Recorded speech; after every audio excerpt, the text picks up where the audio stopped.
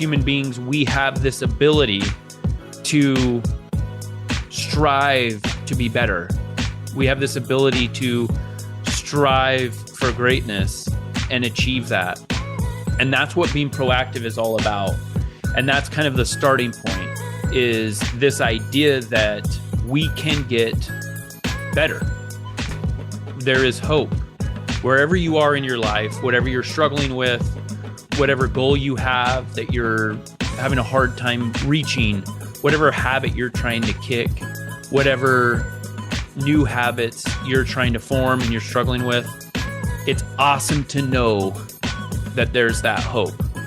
Allan has started and grown several multi-million-dollar businesses. His mission is to help you do the same. Welcome to the Business Growth Pod, building the future one entrepreneur at a time. Hey everyone, welcome to the show. I'm Allan. I'm a family man, an attorney, and an entrepreneur. Each week, we provide resources and advice to help build your business. Are you ready? Then let's go. Hey everyone, welcome to the Business Growth Pod. I'm Allan Draper, excited to be here. I'm flying solo today. I don't have a guest, but I do have a lot of thoughts that I am excited to share with you today. Before we get into it, make sure you subscribe to this podcast on whatever platform that you listen to this on so that you don't miss any new content that I'm putting out there. Also, please leave me a review. That's the best way that you could say thank you. Go to the platform, whatever it is, and leave me a review. Let me know how I'm doing. Also, go to my website. There's a calendar link there where you can schedule an appointment with me to chat. I love chatting about startups. You can chat about making more money, what you can do to manage your money better, pretty much anything to help your professional and financial life. So check me out there. So let's get into it. So I'm reading The 7 Habits of Highly Effective People by Covey for the third, fourth, seventh time. And it's amazing because at this point in my life, I'm still getting new information out of the book just because my experiences have changed. And I feel like things are different for me now than the last time I read it, which I think is true of any good book. As your experience changes and as your knowledge changes, as you progress and develop, then that book is hitting on a different level for you and with different topics because now your concerns are different. So today we're going to be talking about being proactive and getting into, which is the first habit. And we're going to be getting into a little bit of the details of what that means and how it can help your professional life. And frankly, how it can help every area of your life. The chapter starts with a quote from Henry David Thoreau. I'm just going to read it. I think it's awesome. He says, "I know of no more encouraging fact than the unquestionable ability of man to elevate his life by conscious endeavor." Obviously, that applies to women as well. But I think that's just great news, right? That as human beings, we have this ability to strive to be better. We have this ability to strive for greatness and achieve that. And that's what being proactive is all about. And that's kind of the starting point, is this idea that we can get better. There is hope. Wherever you are in your life, whatever you're struggling with, whatever goal you have that you're having a hard time reaching, whatever habit you're trying to kick, whatever new habits you're trying to form and you're struggling with, it's awesome to know that there's that hope. And as long as you don't lose that hope, regardless of the obstacles, you're going to be on the right path. So let's get into a few quotes from this section from Covey. So he says, "Our unique human endowment lifts us above the animal world. The extent to which we exercise and develop these endowments empowers us to fulfill our uniquely human potential. Between stimulus and response is our greatest power, the freedom to choose." So he spends time talking about how our greatest capacity isn't necessarily in controlling what happens to us, which he calls the stimulus, but in our ability to decide and determine how we respond to what happens to us, which he calls the response. He says, until a person can see deeply and honestly that I am what I am today because of the choices that I made yesterday, that person cannot say, I choose otherwise. And this is one of my biggest issues with some of the political movements today.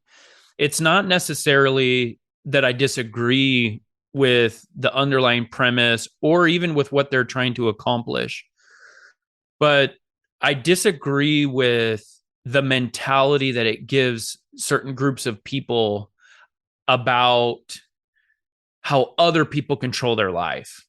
And I don't want to get into the politics and I don't want to get into the specifics. I think most of you know what I'm referring to. But it's this idea that because I am who I am and because of whatever quality that I have or characteristics that I have, that I'm just doomed or that I'm severely disadvantaged. And I'm not necessarily going to disagree with that. I believe that there are situations where people are disadvantaged. I believe that everyone is disadvantaged to some extent, definitely some more than others. But it's not so much that fact, it's the idea that comes behind it and the limiting beliefs that it creates. I think that as we take ownership, and exactly like Stephen Covey says, that I'm in control of my life. Where I am right now is due directly to the decisions that I've made. And when you're able to say that, you're able to kind of lean on that hope that I was talking about earlier, that we can do something about it. That's the really difficult part. And the thing that I struggle with people saying that they're disadvantaged for one reason or another. It's because there seems to be this natural tendency or follow up of, because I'm disadvantaged because of reasons outside of my control, I'm not able to overcome that. Now, for those that recognize, hey, I've didn't grow up in the greatest conditions or whatever it is, whatever characteristic of my life that I have disadvantaged, and I recognize those. That being said, I'm in control of my future. I'm in control of every aspect of my life that matters to me. Then it's not as damaging. And I think that's the essence of being proactive. And proactive is kind of just thrown around a lot nowadays. We'll hear bosses say, hey, yeah, you got to be proactive about that. But the essence of it for Covey and for it being one of the habits of highly effective people is the mentality. And he also talks about paradigms, and he talks about getting rid of these limiting beliefs or these beliefs that aren't helping us and changing our language in a way that we become more proactive and we talk more about being than having, which is a very powerful concept because it reflects the image that we have of ourselves and the control that we have over our lives. I like this quote. He says, it's not what happens to us, but our response to what happens to us that really hurts us. I think as human beings, there's a natural response. And trust me, I have my moments, but we have this natural tendency, this kind of default attitude that whatever happens to us is what's causing the harm. And I understand that 100%. And I understand this difficulty, this human experience. And this applies in all areas of our life. It applies, to our relationship with God as we go through moments of faith crisis, or we're trying to figure out, what we believe and how it affects our life. It happens in our relationships. We make ourselves vulnerable in relationships where we rely on others And that makes it really difficult for us to say, you know what, it's more my response. Like I get that. That's difficult. It applies financially. It applies professionally. Where the rubber hits the road is when we're able to kind of separate ourselves from the stimulus, as he would call it, and focus on what we control. And that's our response to it. He says the difference between people who exercise initiative and those who don't is literally the difference between night and day. I'm not talking about a 25 to 50% difference in effectiveness. I'm talking about a 5,000+ % difference, particularly if they are smart, aware, and sensitive to others. That's a real incredible statement if you think about it.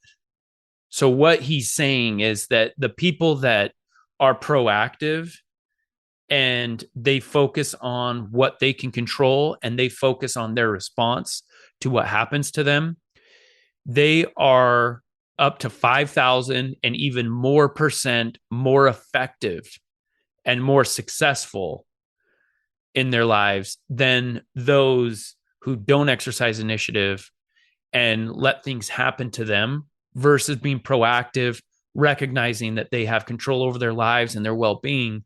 They are in a position to do something about it. There's this concept that he shares in discussing the proactivity habit that I really like, and that is the circle of concern, as he calls it, versus the circle of influence. So let me explain a little bit about what this means. So the circle of concern is pretty much everything that affects our life. You know, everything from the weather to our relationships to our jobs. And it includes both the things that we control, which he calls the circle of influence, and things that we don't control. So inside the circle of concern, there's a smaller amount of area. Like if you think of literally a circle, the circle of concern is the larger circle. And within that circle, completely within that circle, is the circle of influence. Unless there are famous people or people that have a loud public voice with significant reach and influence. And in those cases, their circle of influence is larger than their circle of concern, right? They're reaching people and they have influence over situations that they're not necessarily concerned with. It makes sense. But for most of us, our circle of influence is within our circle of concern. So what does that mean? That means that there are situations that concern us or affect us that we have no control over. We have no influence over. That makes sense, right? If you think about it, there are things we just don't control. I mentioned a few of them earlier. The weather, that affects us. If I want to go play catch with my son on a Sunday afternoon and it's 115 in Arizona, my circle of influence is, do I get to go out there or not?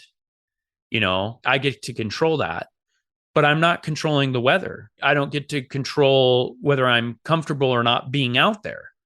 And there are many of these aspects of our life, but here's the kicker.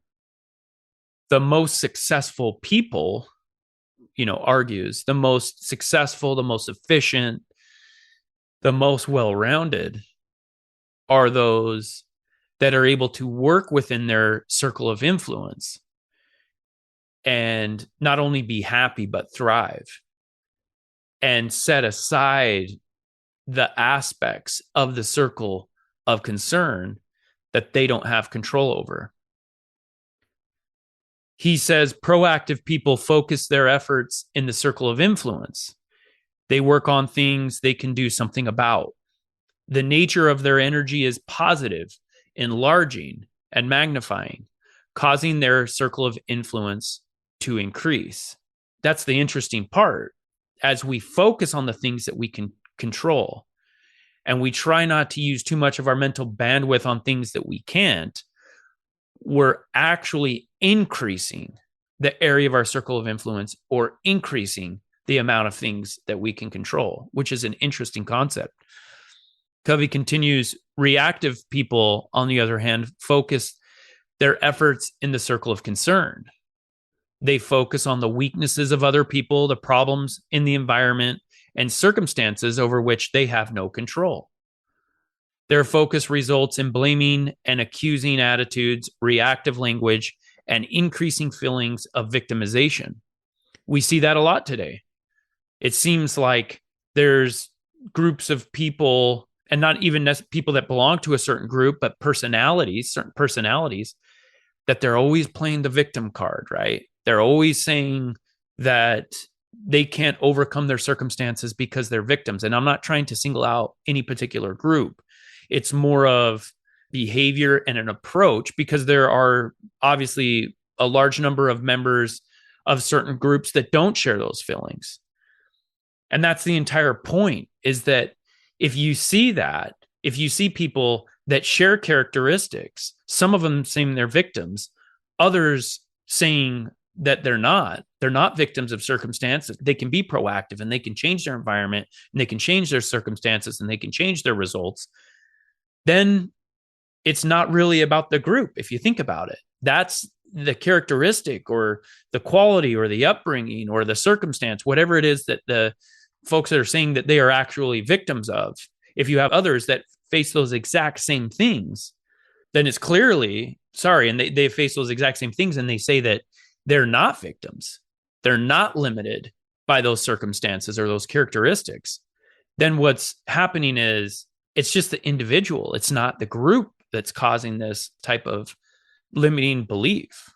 It reminds me of the story, I think I've shared this before, where there's a reporter that, he's walking down the street one day, and I'm going to butcher this story just a little bit, but he runs into this homeless guy. He's sitting there on the street. He's passed out.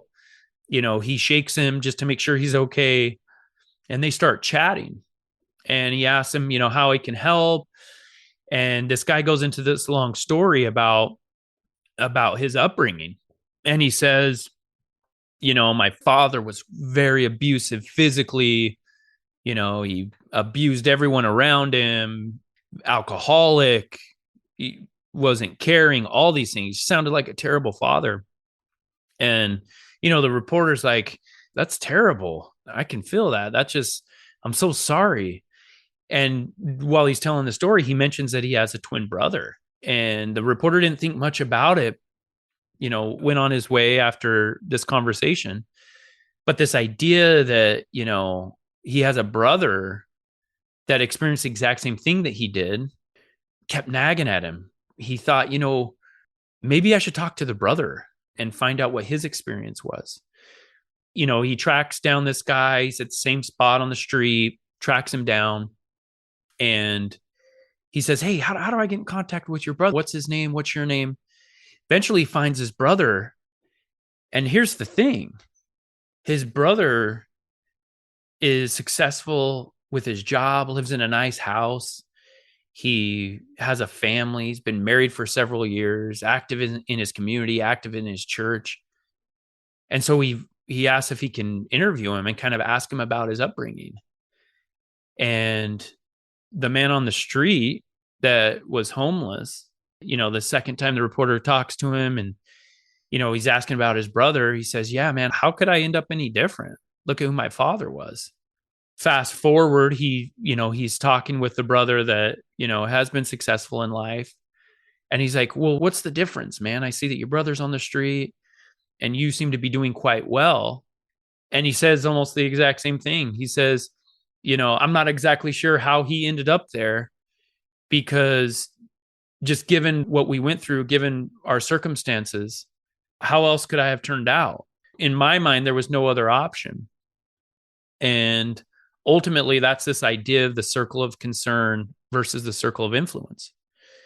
You can let your surroundings, you can let what happens to you affect your life, or you can focus on that circle of influence, which is why this is such an important habit.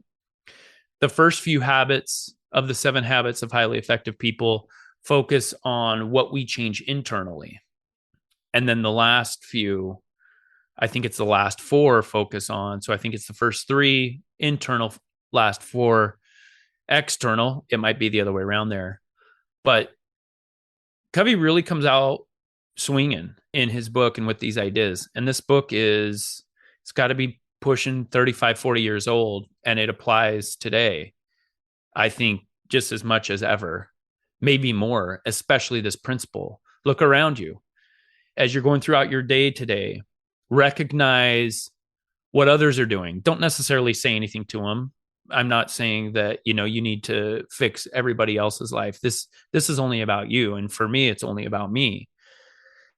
But look around and listen to the words that you're hearing, the language that you're hearing, and identify it. Identify if somebody is focusing on the weather too much, or they're focusing on their boss too much, or they're focusing on their commute, or they're focusing on issues at work or coworkers or their relationships or whatever, to a degree where they give too much power to somebody else. Then listen to your language when you get frustrated with something. I do the same thing. I'll get frustrated with something and use language that I shouldn't. And that's really where our thoughts come from. We really need to control our language. And as we give ourselves empowering language, where we start saying I, me, not in a selfish way, but in an accountability way, where it's what could I do differently in this situation that is very, very frustrating. It gives us this opportunity for hope. I think that's all we really need. If we don't have anything else, if we have hope that we can do better, that we can improve our work environment, that we can make more money, that we can have better relationships with our kids and with our spouses, that's all we really need is hope. And that's the great news, is that that's exactly what every single one of us have, regardless of our circumstances. In this section, Covey talks about Gandhi. He talks about Viktor Frankl. He talks about people that have had so much of what we believe to be freedom and choice just stripped from them. And he talks about their attitudes and how they were able to thrive in those circumstances and overcome them, and believe that they were still able to control certain things in their life when we would look at them and say, man, they can control very little.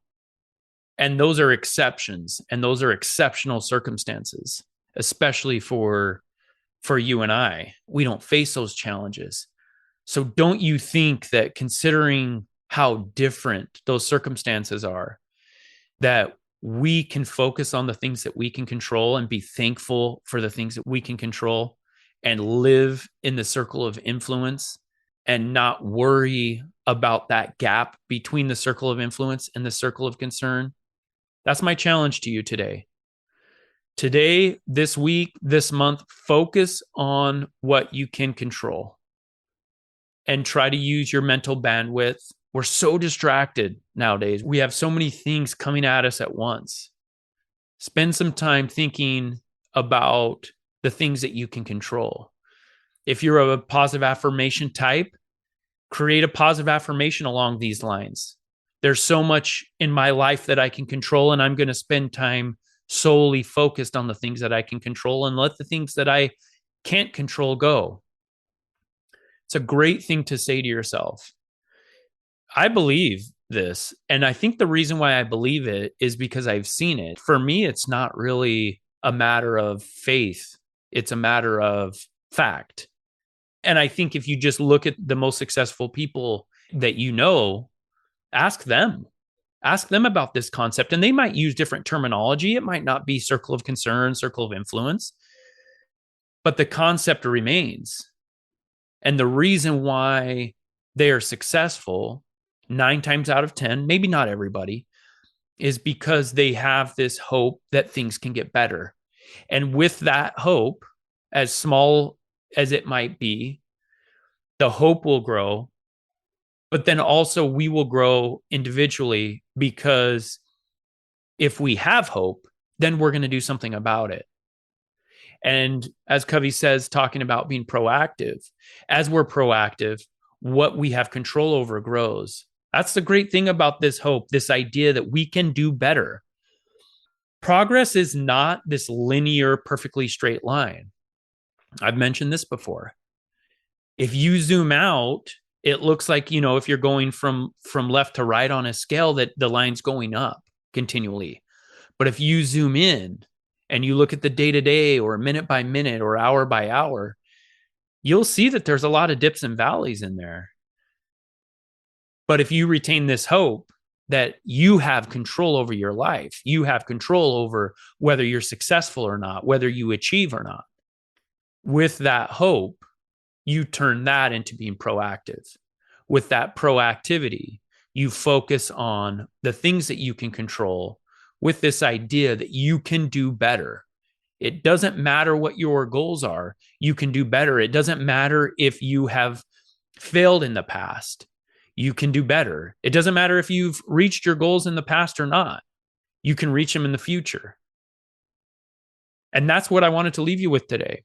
Something that is near and dear to my heart, something that's, given me the opportunity to take a couple of deep breaths in some frustrating situations and realize that the most important thing for me to do is to focus on the things that I can control and have this hope, this idea that I can get better at something. And if you have that, you're not going to quit. And that's my goal, is to encourage you wherever you are in your life, whatever you're struggling with, it can get better. That's the great news. You are not limited by your circumstances.